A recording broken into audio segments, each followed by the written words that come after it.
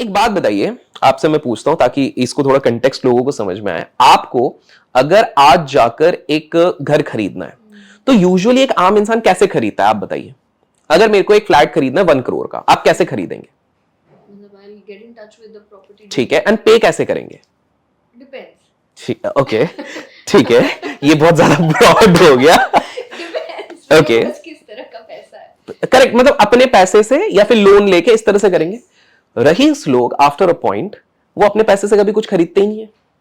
Let me give an example. Elon Musk, सबको पता है, सब बोले और ट्विटर कितने महंगे से खरीद लिया, कितना महंगा खरीद लिया, उसने अपनी जेब से 1 रुपए नहीं निकाले।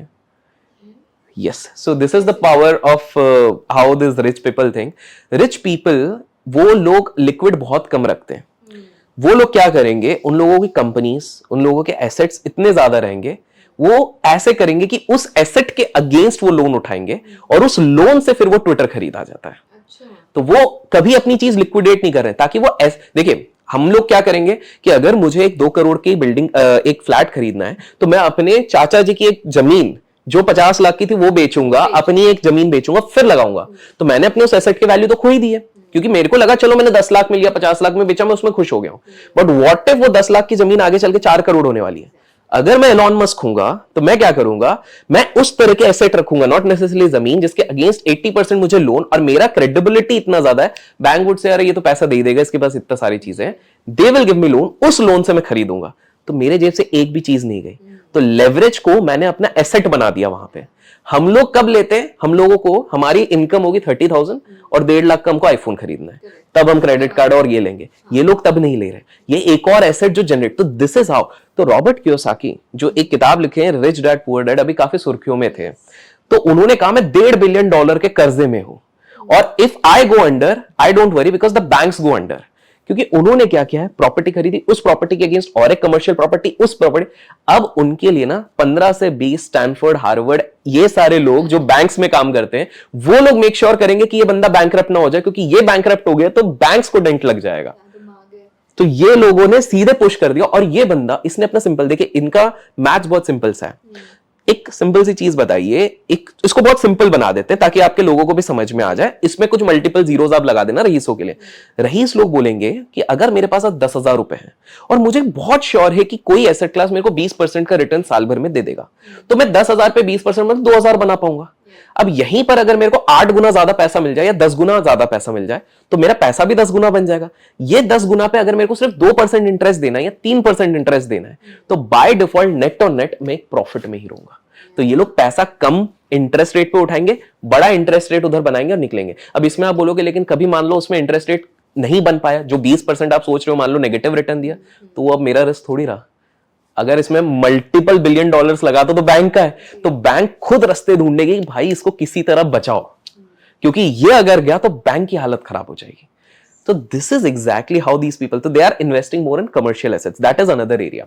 एक और जगह पर जहां पर ये लोग काफी ज्यादा, जिसको सेफ हेवंस कहते हैं, गोल्ड एंड सिल्वर।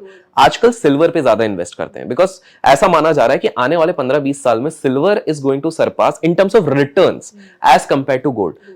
काफी लोगों को शायद पता हो या ना पता हो, सबसे ज्यादा gold in terms of reserves Indian house holds के पास ही है। हम लोगों ने दबा के रखा हुआ है इसको। लेकिन ये लोग ज्यादातर वर्चुअल गोल्ड्स रखते हैं। क्यों? क्योंकि गोल्ड अगर आप बहुत मात्रा में रखते हो, चोरी का डर है। Correct, gold bonds, gold ETFs, इस तरह। क्योंकि जब फिजिकल रखते हो, चोरी का डर है, प्लस उतनी स्पेसिंग आपको देखनी पड़ेगी, इतनी सिक्योरिटी। और ये जब बिलियंस ऑफ डॉलर्स की बात कर रहे हैं, तो हाँ, बिस्किट्स तो रखते ही हैं, that is a different thing, but इसके अलावा गोल्ड बॉन्ड्स हो गए, ये सारी चीजों पे ये इन्वेस्ट करते हैं। देन ये कभी भी ना, एक बहुत इंटरेस्टिंग आपको बताता हूं, ये आपके लोगों को बड़ा अच्छा किस्सा लगेगा।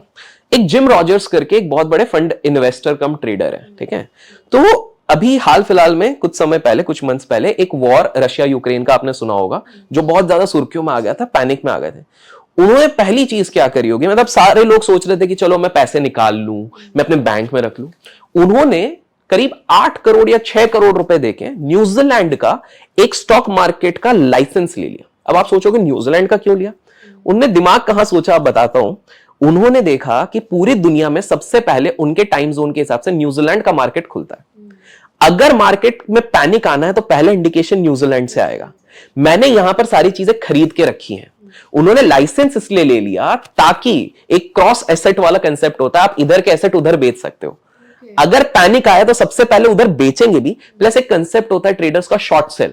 शॉर्ट सेल मतलब पहले बेच के नीचे खरीदेंगे तो नुकसान तो उनका होने नहीं है, मुनाफा हो जाएगा। इसलिए उन्होंने न्यूजीलैंड का लाइसेंस लेके रख लिया। हम लोग तो ये सोच भी नहीं सकते, हम तो ये सोचेंगे चलो अपना पैसा निकाल लो, घर पे रख लो, ज्यादा से ज्यादा ये सोचेंगे या बैंक में रख लो। इन्होंने ये भी सोचा कि अगर ये न्यूक्लियर वॉर हो गया तो पूरे खत्म ही हो जाएंगे, बैंक्स भी खत्म हो जाएंगे, तो इसलिए इन्होंने सीधे न्यूजीलैंड ही पैसा अपना वो कर लिया। सो दिस इज एग्जैक्टली जिस हिसाब से ये लोग सोच रहे हैं, हम सोच नहीं सकते। और एक चीज है, ये भी एक बहुत इंटरेस्टिंग चीज आपके व्यूअर्स के लिए हो जाएगी। एक बात बताइए, आजकल एक काफी शो चलता है शार्क टैंक, करेक्ट?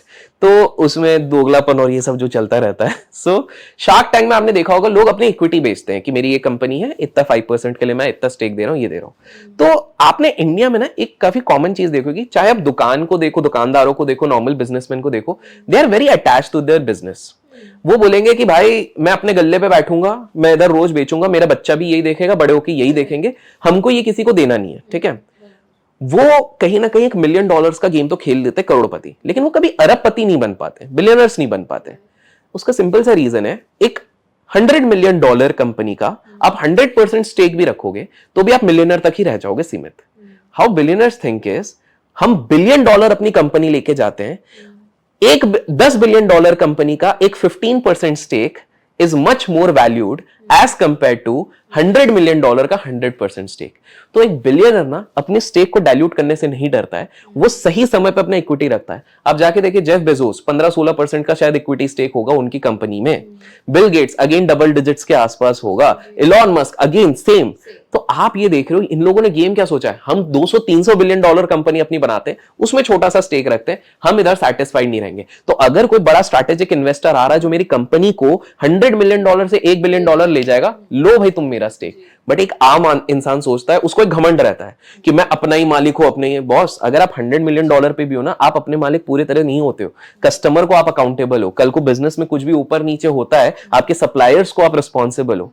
तो कहीं ना कहीं एक बिजनेसमैन 24/7 उसका दिमाग चलता रहता है किस तरह से मैनेज करें, तो तब तो आप कर ही रहे हो। तो एक बिलियनर क्या करता है, एक बड़े पाई का एक छोटा परसेंटेज रखना प्रेफर करता है एज कंपेयर टू डाइल्यूट करके, और वो सही समय पे डाइल्यूट करते हैं। इट इज नॉट लाइक कि पूरा डाइल्यूट कर देंगे, सही सही समय पे करेंगे। एंड जैसे मैंने आपको बताया कि एब्सोल्युटली राइट टाइम। तो इस तरह से ये कुछ कुछ जगहों पे इन्वेस्ट करते हैं।